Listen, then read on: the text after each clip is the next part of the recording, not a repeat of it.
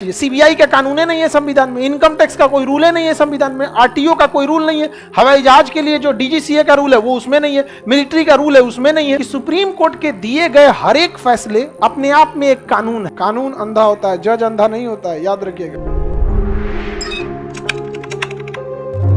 पूरा देश में जितने कानून है ना, वो ऐसा नहीं है कि संविधान में लिखा है। हमारे देश में जितने कानून है ना, उसका शायद 1 से 2% हमारा संविधान है। संविधान बस ये बताता है ना कि तुम कितना उड़ लो, इससे ऊपर नहीं हो।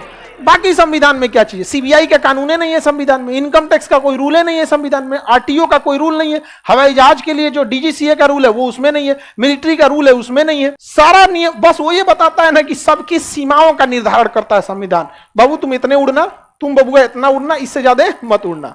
तो सुप्रीम कोर्ट जो है ना, वो हमारा संविधान जो है वो एक लिमिट डिसाइड कर देता है। सुप्रीम कोर्ट को कहा गया आर्टिकल 129 में कि सुप्रीम कोर्ट के दिए गए हर एक फैसले अपने आप में एक कानून है। सुप्रीम कोर्ट अगर कोई फैसला सुना दिया तो अपने आप में वो क्या हो गया?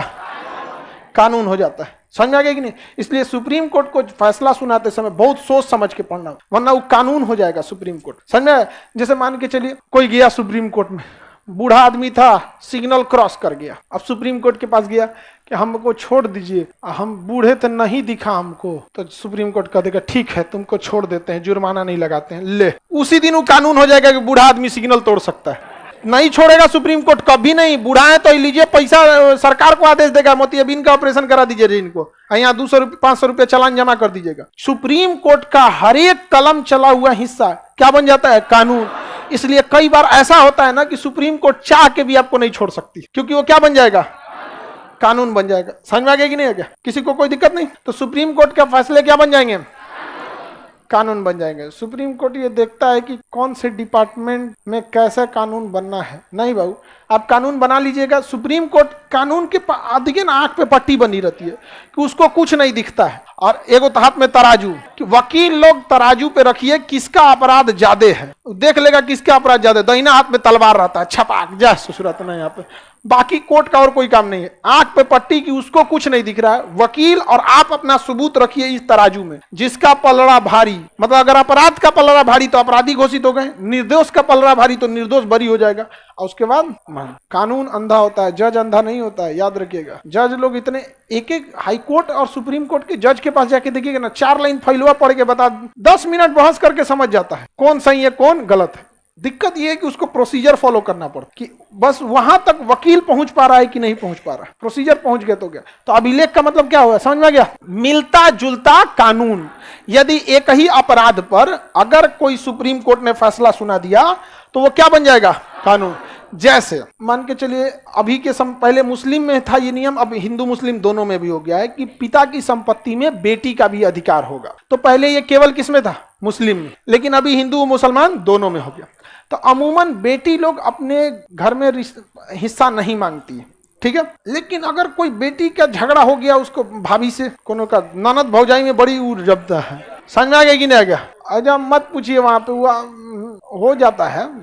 5 दिन का दिन नैहर में जाएंगे लोग तो 5 दिन में बजड़ जाता है, पता नहीं कैसे यहाँ पे। तो अगर मान के चलिए किसी महिला में विवाद हो गया और उसके ब्याह हुए 50 साल हो गया, और 50 साल के बाद करी कि नहीं हमको इस संपत्ति में चाहिए, तो सुप्रीम कोर्ट दिलाएगा कि नहीं दिलाएगा? दिलाएगा। क्योंकि अगर वो कह दिया कि नहीं आप 50 साल लेट हो गई, अब आपका नहीं होगा, तो पूरे हिंदुस्तान में वही कानून हो जाएगा कि लेट कर दीजिएगा तब नहीं होगा। इसलिए आप जब तक जीवित है तब तक क्या कर देंगे? मान लें जब तक सुप्रीम कोर्ट खुद कानून न बना दे कि कम से कम 10 साल में आपको क्या कर देना है? रिकॉल कर देना है। समझ में आया कि नहीं आ गया? लड़की लोग आप लोग को हिस्सा लेना है? चलिए ठीक है। तो जमीन के बदले इज्जत रहना चाहिए। समझ में आ गया कि नहीं आ गया? एक तरह से अच्छा भी है। और आप लोग अपनी बहन का जो इज्जत है वो इज्जत देते रहिएगा। और पत्नी को ज्यादा समझाने की जरूरत आप लोगों को ही नहीं है कि लड़ाई झगड़ा मत करो। ये वाला कानून समझा दीजिएगा। देखो ज्यादा पुटुर पुटुर करोगी, किसी दिन उसका मूड घसकेगा, मांग देगी कोर्ट में, लेना देना पड़ जाएगा। क्या जाता है, 4 दिन के लिए आ रहा है, थोड़ा खाना पीना बढ़िया दे दो, जाते समय विदाई में दे दो, थोड़ा बढ़िया से बतिया लो यहाँ पर। समझ में आ गया कि नहीं आ गया? समझ में आ रहा है कि नहीं आ रहा है? तो आप लोग डायरेक्टे मत बोलिएगा। डायरेक्टे कहेंगे लड़ाई झगड़ा नहीं करो, हम ही करते हैं क्या? तुरंत ही इधर से हो जाएगा। डर बहुत जरूरी है। आप लोग। अच्छा, एक और बात बता रहे हैं, ध्यान से समझिए आप लोग। ये नहीं कि जबरदस्ती आप लोग ब्लैकमेल करने लगिएगा अपने नैहर में आके कि हमारा यहाँ हुआ, नहीं तो आप लोग कहीं इधर से चल आएगी सब, आप लोग के ससुराल कहेगी सब कि इहो मांग ले अपने यहाँ। तो ऐसा नहीं होता है, हमारे यहाँ जो परंपरा बन गई है उसी के हिसाब से चलता है। तो सुप्रीम कोर्ट कोई भी फैसला देने से पहले क्या सोचता है? नजीर है उसके लिए। नजीर मतलब समझते हैं? मिसाल मिलता जुलता अभिलेख, यानी उसी से मिलता जुलता कानून, वो नजीर होता है उसको, नजीर। आगे बढ़े, सुप्रीम कोर्ट कोई भी फैसला देगा वो क्या बन जाएगा?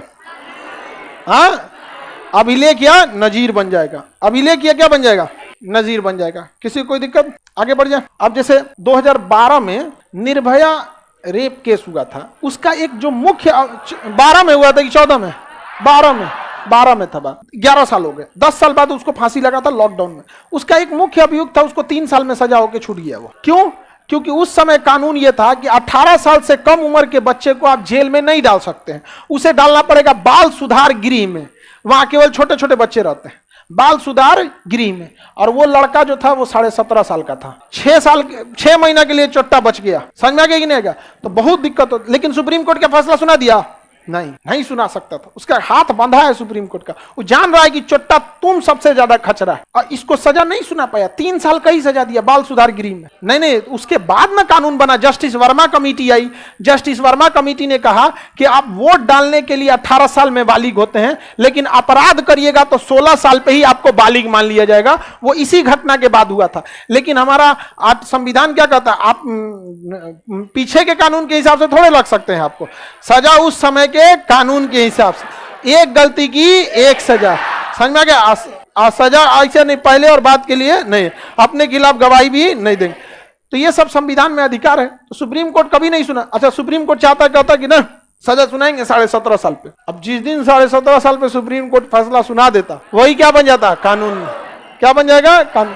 इसलिए सुप्रीम कोर्ट के जज को सोचिए कितना टेंशन है। एक, इसमें अपराधी कौन है उसको सोचना, अब फिर सजा देने के समय ऐसा ना सोचना कि इसके लिखे गए कानून से संविधान का कोई और कानून न कट जाए। आप बचाइएगा कब? जब आपको पूरा कानून पता हो तब। इसलिए देखिएगा, सुप्रीम कोर्ट के जज जब भी या हाई कोर्ट के जज फैसला सुनाते हैं ना, तो कह देते हैं कि हमने आपको दोषी करार दिया, अब आप दोषी सिद्ध हो गए, अब अगली तारीख पर आपको कितनी सजा दी जाएगी ये डिसाइड करेंगे। तुरंत नहीं बचाता है। समझ में आ गया? अब घर जाके सोचेगा कि कितना बढ़िया से निपटाना है। समझ में आ गया? उनका अपना एक फैसला रखने के लिए अपना रूम रहता है, उसमें जाके वो लोग आराम से फैसला लिखते हैं।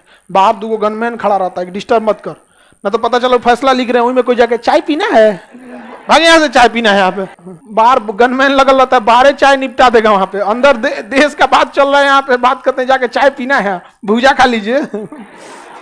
आगे बढ़े।